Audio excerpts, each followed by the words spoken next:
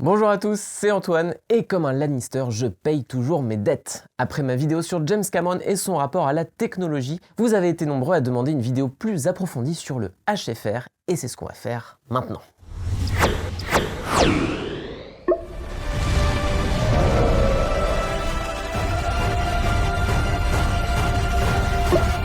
Alors déjà, reposons les bases comme Orelsan. Qu'est-ce que c'est que le HFR ? Le HFR, c'est le High Frame Rate, c'est-à-dire un système qui permet de filmer et de projeter avec une vitesse de défilement d'image plus importante que la normale. Le truc, c'est que c'est une technologie qui n'a pas jusque-là été très bien reçue, et on va essayer de comprendre pourquoi, mais surtout pourquoi elle est essentielle pour le futur du cinéma. Et oui, rien que ça.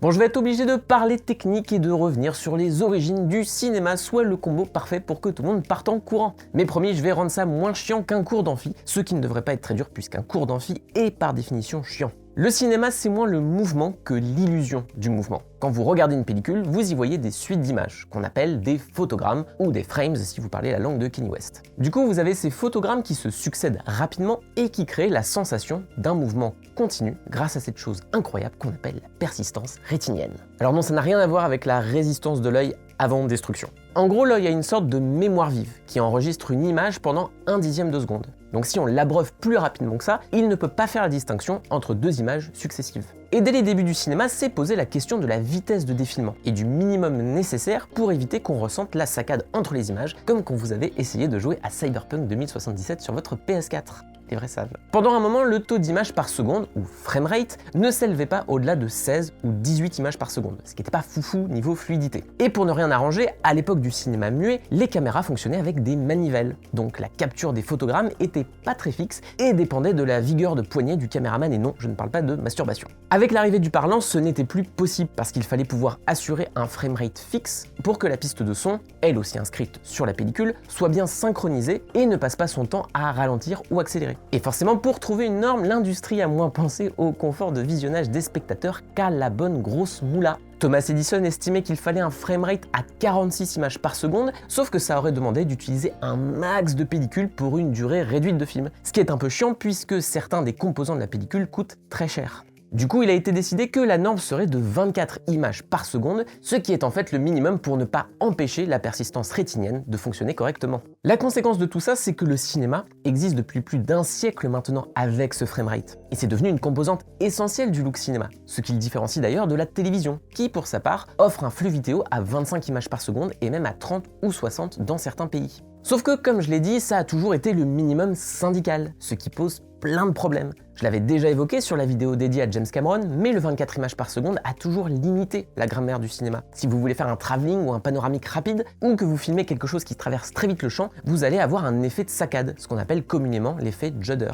Et c'est chiant parce que, en plus de vite donner mal au crâne, ça oblige à éviter certaines vitesses de plan pour assurer une certaine lisibilité. L'autre souci, vous y êtes sans doute plus familier, c'est le fameux flou cinétique ou motion blur. Cet effet de flou qui arrive à l'image quand vous capturez en photo ou en vidéo un objet ou quelqu'un qui fait un mouvement rapide. Là par exemple, en bougeant très vite ma main, vous la voyez pas clairement faire le trajet. Et comme dirait John Cena, you can see me. Bien entendu, tous ces éléments sont devenus, avec le temps, des contraintes artistiques, qui ont parfois été exploitées par des cinéastes pour créer des effets de style. Par exemple, et pour plaire à nos Snyder Zoos, Man of Steel est un cas intéressant. La mise en scène cherche à nous mettre au plus près de Superman, tout en nous faisant bien saisir à quel point ses capacités super-héroïques nous dépassent en tant qu'être humain. Et pour ça, non seulement la caméra galère régulièrement à le suivre quand il dépasse le mur du son, mais les passages en hyper vitesse mettent du motion blur et du judder dans tous les sens. Bon, maintenant, ça c'est dit, mais depuis tout à l'heure, je parle de pellicule et de contraintes dues à une certaine technique du cinéma. Mais le truc, c'est que ça fait un moment que le cinéma a transité de la pellicule au numérique. Et même si certains ont encore le luxe de pouvoir faire leurs films en péloche, ce n'est plus du tout une majorité. Par conséquent, le 24 images par seconde ne devrait plus être un enjeu. On devrait pouvoir se permettre de repenser le framerate d'un film, et c'est là qu'entre en jeu le HFR. Sauf que les films qui ont essayé d'introduire un framerate plus élevé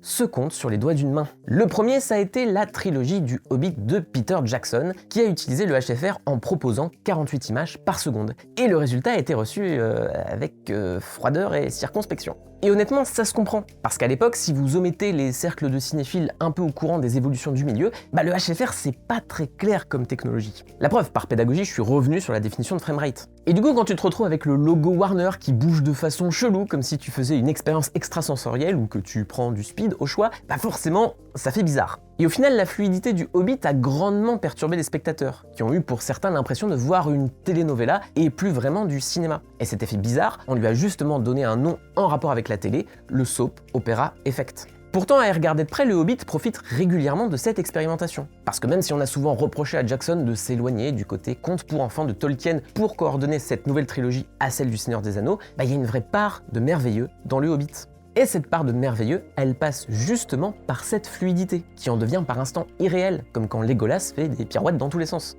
Et mieux encore, Jackson se permet des plans improbables qui suivent des mouvements tout aussi improbables, comme ce fameux travelling dans la désolation de Smaug autour d'un tonneau qui fait des tonneaux en renversant un maximum d'orques comme si c'était des quilles. Cela étant dit, comme beaucoup d'expérimentations pionnières, le Hobbit a clairement essuyé les plâtres pour les autres dans plein de domaines. Parce qu'avec 48 images par seconde et la disparition importante du judder et du motion blur, eh bien tout est plus net. En même temps, c'est le principe. Sauf que les 24 images par seconde d'avant, c'était aussi une limite qui avait ses avantages, parce que ça permettait de moins voir que ton studio rempli de rochers, en fait c'est du polystyrène, ou ça permettait d'appliquer un maquillage assez marqué pour que ça passe bien à la caméra. Et ça, Jackson n'a pas pensé à adapter la méthodologie des métiers les plus importants sur un plateau à sa méthode de tournage. Ce qui fait que souvent, les décors ont un effet très fake dans le Hobbit, et les prothèses des nains se voient littéralement comme le nez au milieu de la figure. Heureusement, si Jackson s'est mis à marcher, c'est pour qu'un autre cinéaste puisse courir, et c'est ce cher Ang Lee. Et personne n'a vu ses films en HFR. Alors déjà, il est toujours bon de rappeler qu'Un jour dans la vie de Billy Lynn est l'un des films les plus importants des années 2010, et même si je l'ai vu en 2D et en 24 images par seconde à sa sortie, j'ai bien senti qu'on faisait face à une œuvre dont le niveau d'immersion était proprement révolutionnaire. Ang Lee, c'est un grand malade parce qu'il a poussé le HFR à 60 images par seconde et a adapté sa mise en scène en fonction.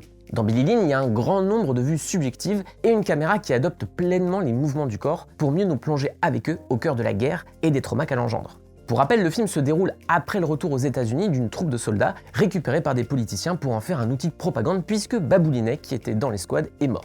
Oui, je sais, c'est triste. Et tout Billy Lynn repose sur la communication des images, sur la transition régulière entre la réalité et les flashbacks de personnages qui ne se remettent pas de ce qu'ils ont vécu. Et là où le cinéma nous a justement habitués à des coupes franches entre les dimensions, le HFR permet à Ang Lee d'opérer une poésie impressionnante dans ce jonglage, quitte à offrir quelques plans qui paraissent d'ailleurs un peu bizarres en 24 images par seconde. Mais ça prouve bien que le HFR n'est pas qu'un gadget, et Ang Lee l'a encore plus prouvé avec son film suivant, le terriblement mésestimé Gemini Man. Mais pourquoi c'est ouf ? Parce qu'à la base, c'est qu'un énième high concept teubé que Jerry Bruckheimer avait de côté depuis les 90s après avoir fait des films comme Volte-Face. Un mercenaire se rend compte qu'il a un clone qui le traque et il va devoir se battre contre lui. Eh bien ça marche parce qu'Ang Lee en tire une réflexion passionnante sur la question du mimétisme, au point de développer un propos un peu méta sur le pouvoir du cinéma en tant que miroir du monde réel. Mais ça passe parce que Gemini Man n'a pas été pensé comme un film classique qui userait du découpage et du montage pour cacher ses doublures et arriver à nous faire croire qu'il y a deux Will Smith comme à la belle époque de Double Impact. Si on suppose que le cinéma triche, le HFR est là pour tout nous mettre en pleine face. Et dans Gemini Man, tout est amené pour qu'on voit en permanence ces deux corps semblables interagir dans un même plan, sans judder et motion blur pour nous cacher des trucs. Et là, Ang Lee avait carrément poussé à 120 images par seconde, ce qui était proprement hallucinant quand le film démarre sur la vue subjective de Will Smith en mode sniper. On n'avait jamais expérimenté un truc pareil, surtout en 3D, et Ang Lee ne s'y est pas trompé, puisque Will Smith doit tuer le passager d'un train à grande vitesse, soit l'évolution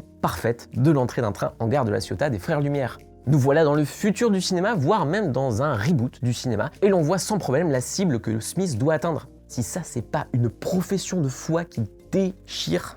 D'ailleurs, il est important de préciser que le HFR a surtout pour intérêt d'épauler la 3D, qui est elle aussi plutôt controversée depuis qu'Avatar l'a imposée au multiplex. Ça peut faire mal aux yeux et c'est parfois assez inutile, mais tout ça est justement peu aidé par le 24 images par seconde et la saccade des plans, alors que votre cerveau est déjà en train d'analyser les deux couches d'images derrière les lunettes pour recréer le relief. Mais pourquoi le HFR est aussi peu considéré ? Ça paraît assez improbable, surtout que dans d'autres domaines, à commencer par celui du jeu vidéo, c'est devenu le nerf de la guerre. Si vous avez accès à une console de nouvelle génération, vous avez peut-être remarqué que le fossé graphique n'est pas très important par rapport à la génération d'avant. L'enjeu est ailleurs, à savoir dans la fluidité et dans la stabilité du framerate, surtout dans le domaine des jeux compétitifs où la moindre latence ne pardonne pas. Pareil pour les smartphones qui permettent, pour certains modèles récents, de filmer des vidéos en 60 images par seconde, histoire d'être plus fluide quand tu fais de l'unboxing, je suppose. Mais au cinéma, à chaque fois, ça bide.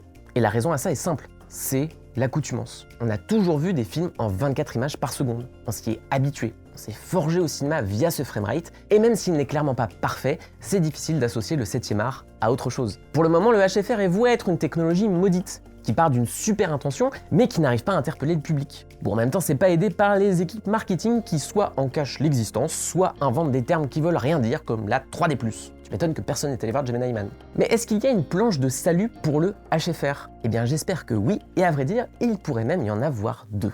La première, on la doit au grand Douglas Trumbull, qui en plus d'être le réalisateur du très sympa Silent Running, est surtout le concepteur des effets spéciaux de 2001, l'Odyssée de l'espace et de Blade Runner. Et en tant que pionnier, Trumbull a bossé sur une hausse du framerate dès la fin des années 70 avec le procédé ShawScan, qui voulait prendre de la pellicule 70 mm mais avec 60 images par seconde. Bon, ça a un peu bidé et ça a surtout servi pour des parcs d'attractions, mais la base était là. Le truc, c'est que Trumbull a été l'un des premiers à dire que Peter Jackson s'était planté avec le Hobbit et à pointer du doigt le soap opera effect. Pour lui, le HFR ne peut être accepté que si on rend au public un look cinéma et pas télévisuel. C'est pourquoi il a développé un système qu'il a appelé Magi, qui ajoute à l'image numérique un effet stromboscopique, ce léger vacillement qu'avait la projection en pellicule et qui ferait mieux accepter selon lui un plus haut framerate. En gros, l'idée, c'est d'acclimater le public. Et en ça, la deuxième solution possible, et la plus engageante, ce sont bien sûr les suites d'Avatar. J'ai eu la chance de voir il y a quelques mois des morceaux de La Voix de l'eau, et le rendu du HFR est proprement dingue.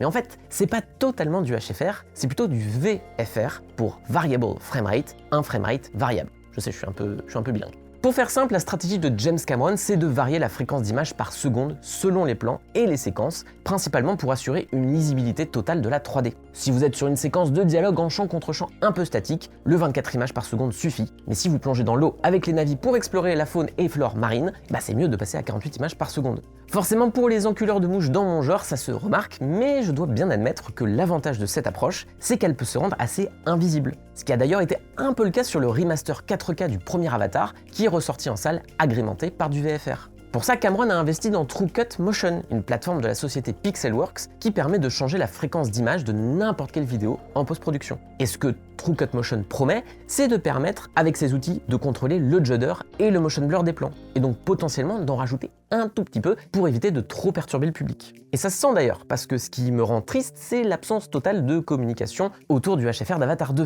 Si vous réservez vos places dans un multiplex qui propose de l'IMAX, du Dolby Vision, de la 3D, de la 2D, de la 4DX ou que sais-je, c'est pas vraiment précisé ce qu'il y a en HFR, à moins de fouiller un petit peu. Et moi, de ce que j'en ai compris, toutes les séances en 3D d'Avatar 2 seraient en HFR, mais c'est pas totalement clair. C'est sans doute révélateur de la crainte des majors à essayer de vendre un format qui, jusque-là, a déçu ou peut intéresser les gens. Sauf que là où Avatar premier du nom a donné ses lettres de noblesse à la 3D, sa suite pourrait espérer faire de même avec le HFR, mais semble réduit, comme le 24 images secondes, à faire le minimum syndical. Ce qui n'est pas en revanche le minimum syndical, c'est de s'abonner à Écran Large, parce qu'on a besoin de vous pour rester un média libre. Si vous en avez l'envie et surtout la possibilité, on propose pour quelques deniers un abonnement premium sur le site où vous aurez accès toutes les semaines à plein d'articles exclusifs. Récemment, on a dédié de gros dossiers à des films comme Aliens of the Deep de James Cameron justement, Sweeney Todd ou encore Steam Boy. Le lien est en description et sur ce, je vous laisse, je pars me préparer psychologiquement pour Avatar 2. À la prochaine. Stop!